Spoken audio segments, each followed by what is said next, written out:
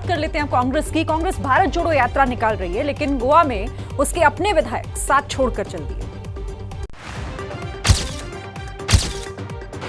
कांग्रेस एक तरफ सड़कों पर भारत जोड़ो यात्रा निकाल रही है और दूसरी तरफ उसके घर में ही टूट पड़ गई।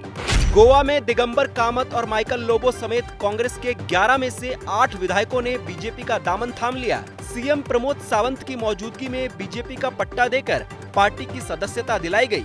कांग्रेस ने भारत जोड़ो यात्रा स्टार्ट की थी। मुझे लगता है गोवा से कांग्रेस छोड़ो यात्रा स्टार्ट हो चुकी है। कांग्रेस इसे भारत जोड़ो यात्रा की कामयाबी का डर बता रही है। हमारी भारत जोड़ो यात्रा में जो जनसंवाद राहुल जी कर रहे हैं, जिस तरह से लोग उनसे आके मिलकर समस्याओं का जिक्र कर रहे हैं, समाधान की बात कर रहे हैं, जो जनसैलाब उमड़ रहा है, उसके चलते भाजपा घबरा गई है। वहीं विधायकों के कांग्रेस छोड़कर बीजेपी में जाने को लेकर केजरीवाल केंद्र सरकार पर सवाल उठा रहे हैं। हम तो हमेशा से कहते रहे कि ये लोग जो हैं ऑपरेशन लोटस हर स्टेट के लिए चला रहे हैं। जाहिर तौर पे फ्री में तो एमएलए खरीद नहीं रहे, किसी को सीबीआई ईडी का डर दिखाते हैं। उधर बच्चा चोरी के शक में महाराष्ट्र के सांगली में भीड़ ने साधुओं के साथ मारपीट की है।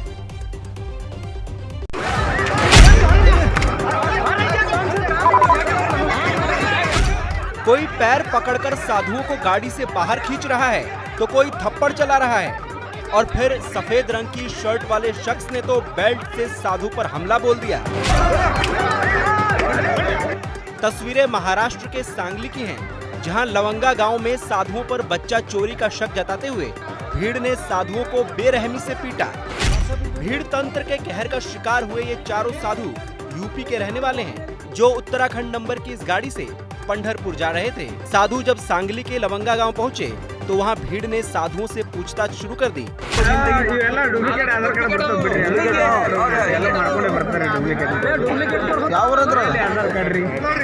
एबीपी न्यूज ने इस खबर को जब प्रमुखता से दिखाया तो मामले में पुलिस ने स्वतः संज्ञान लेते हुए 6 आरोपियों को गिरफ्तार कर लिया। मामले में 15 अज्ञात और 5 नामजद लोगों पर केस दर्ज हुआ है।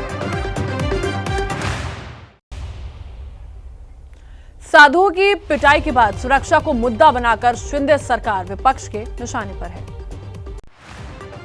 महाराष्ट्र के सांगली में साधुओं से मारपीट के मामले ने राजनीतिक रंग ले लिया है। सांगली विवाद को साल 2020 के पालघर विवाद से जोड़कर विरोधी शिंदे और बीजेपी सरकार को निशाने पर ले रहे हैं। विरोधियों का कहना है कि महागठबंधन सरकार में जब पालघर को लेकर बीजेपी उद्धव से इस्तीफा मांग रही थी, तो अब वो खुद क्यों नहीं दे रही। संतों की भूमि पर साधुओं की पिटाई का मामला सामने आता है। इतने भाजपा के नेता वहां जाएंगे, इतने भाजपा के एमएलए वहां जाएंगे।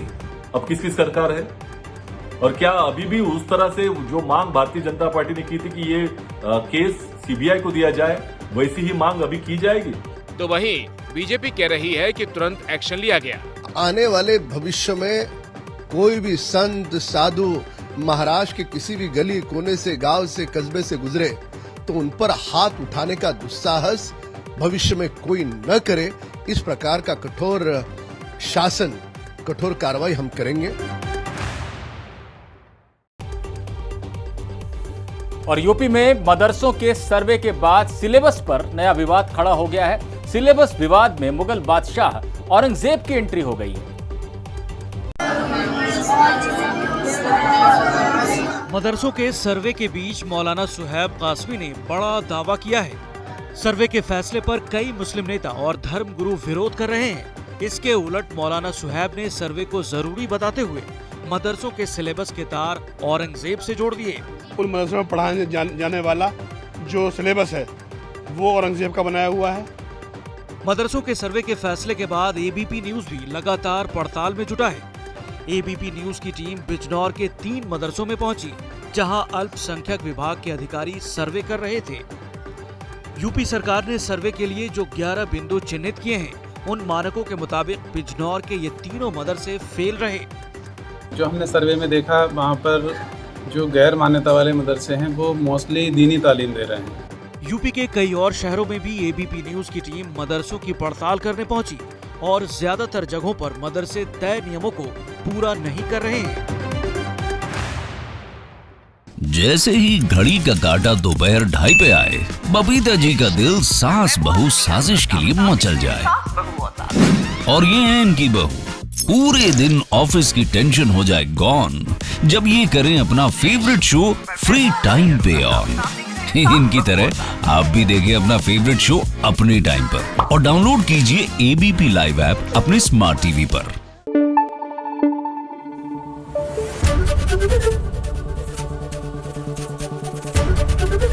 एबीपी न्यूज आपको रखे आगे।